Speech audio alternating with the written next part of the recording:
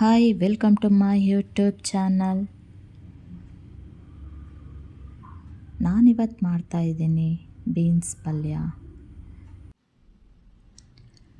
Beans ತಗೊಂಡು ಚಿಕ್ಕದಾಗಿ cut ಮಾಡ್ಕೋಬೇಕು ಮೊದಲಿಗೆ. ನಂತರ ಚಿಕ್ಕದಾಗಿ ಕಟ್ ಮಾಡಿದಂತಹ ಬೀನ್ಸನ್ನು ಒಂದು ಕುಕ್ಕರಲ್ಲಿ ಹಾಕಿ ಬೇಯಿಸ್ಕೋಬೇಕು. ನಾವು ಮೊದಲಿಗೆ ಬೇಯಿಸ್ಕೊಂಡಾದರೂ ಮಾಡ್ಬೋದು, ಇಲ್ಲ ಹಾಗೇ ಹಾಕಿಬಿಟ್ಟು ಕೂಡ ನಾವು ಮಾಡ್ಬೋದು. ಆದರೆ ನಾನಿಲ್ಲಿ ಫಸ್ಟು ಬೇಯಿಸ್ಕೊಂಡು ಆಮೇಲೆ ನಾನು ಇದನ್ನು ಪಲ್ಯ ರೀತಿಯಲ್ಲಿ ಮಾಡ್ತೀನಿ. ಇದಕ್ಕೆ ಕಟ್ ಮಾಡಿದಂತಹ ಬೀನ್ಸನ್ನು ಹಾಕಿ ಜೊತೆಗೆ ಒಂದಿಷ್ಟು ಅರ್ಧ ಚಿಟಿಕೆ ಅರಿಶಿನ ಹಾಗೂ ರುಚಿಗೆ ತಕ್ಕಷ್ಟು ಉಪ್ಪನ್ನು ಹಾಕಿ ಲಿಡ್ ಕ್ಲೋಸ್ ಮಾಡಿ 2-3 ವಿಷಲನ್ನು ಕೂಗಿಸ್ತಾ ಇದ್ದೀನಿ. ಹಾಗೆಯೇ ಸೈಡಲ್ಲಿ ಒಂದು ಮಿಕ್ಸರ್ ಜಾರ್ ತೊಗೊಂಡ್ಬಿಟ್ಟು ಕಡಲೆ ಬೀಜನ ಹುರ್ಕೊಂಡಿದ್ದೀನಿ. ಹಾಗೆಯೇ ಉರಿಗಡಲೆಯನ್ನು ಕೂಡ ಹಾಕಿಬಿಟ್ಟು ಇದನ್ನು ಗ್ರೈಂಡ್ ಮಾಡ್ಕೊಳ್ತೀನಿ. ಪುಡಿ ರೀತಿಯಲ್ಲಿ ಮಾಡಿಟ್ಕೊಂಡಿದ್ದೀನಿ. ಈಗ ನೋಡ್ಬೋದು, ಇದನ್ನು ಒಂದು ಸೈಡಲ್ಲಿ ಇಟ್ಟಿದ್ದೀನಿ. ಹಾಗೆಯೇ ಇದಕ್ಕೆ ಅದೇ ಜಾರಲ್ಲಿ ಕೊಬ್ಬರಿಯನ್ನು ಹಾಕ್ಬಿಟ್ಟು ನಾನು ಅದನ್ನು ಗ್ರೈಂಡ್ ಮಾಡ್ಕೊಳ್ತೀನಿ. ಇಲ್ಲಿ ನಾನು ತೊಗೊಂಡಿದ್ದೀನಿ 1 ಈರುಳ್ಳಿ, 1 ಟೊಮೊಟೊ, ಕರಿಬೇವನ್ನು ತೊಗೊಂಡಿದ್ದೀನಿ.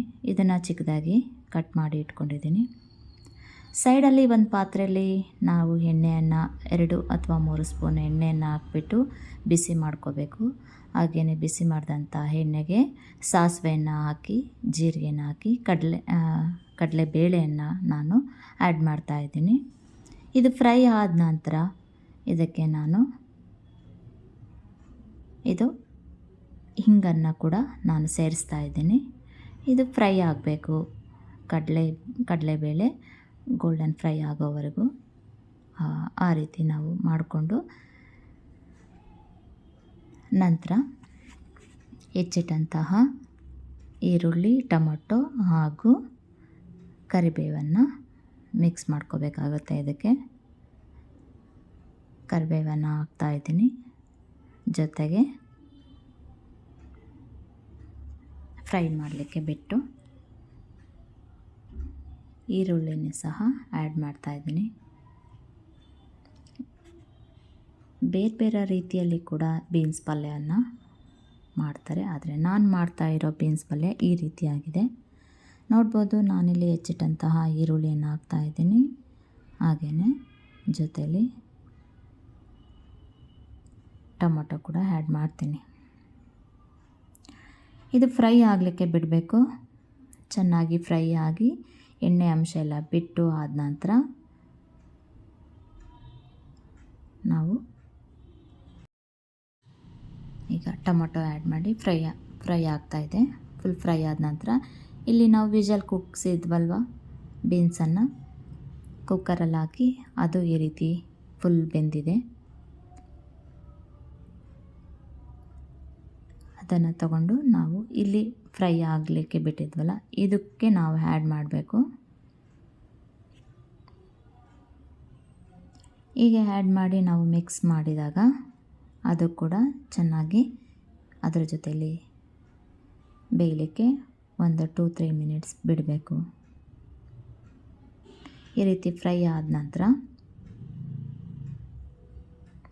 ಚೆನ್ನಾಗಿ ಕುದಿ ಬರಲಿಕ್ಕೆ ಬಿಡಬೇಕಾಗುತ್ತೆ.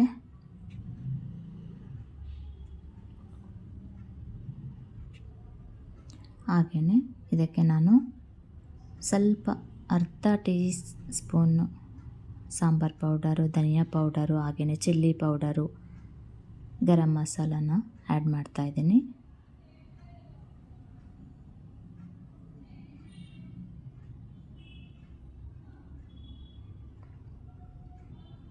ಇಷ್ಟು ಹಾಕಿದ ನಂತರ ಮತ್ತೆ ನಾವು ಫ್ರೈ ಮಾಡಬೇಕು.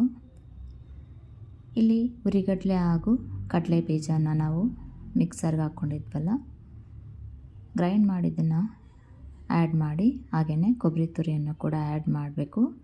ಚೆನ್ನಾಗಿ ಫ್ರೈ ಆಗ್ತಾ ಹೋಗುತ್ತೆ.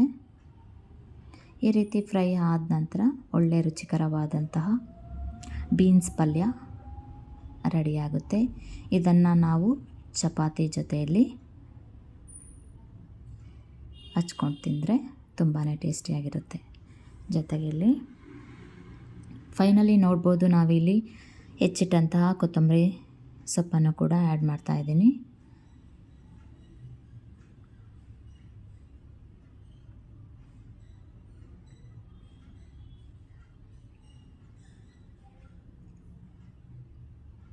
ಬೀನ್ಸ್ ಪಲ್ಯ ರೆಡಿ ಆಯಿತು.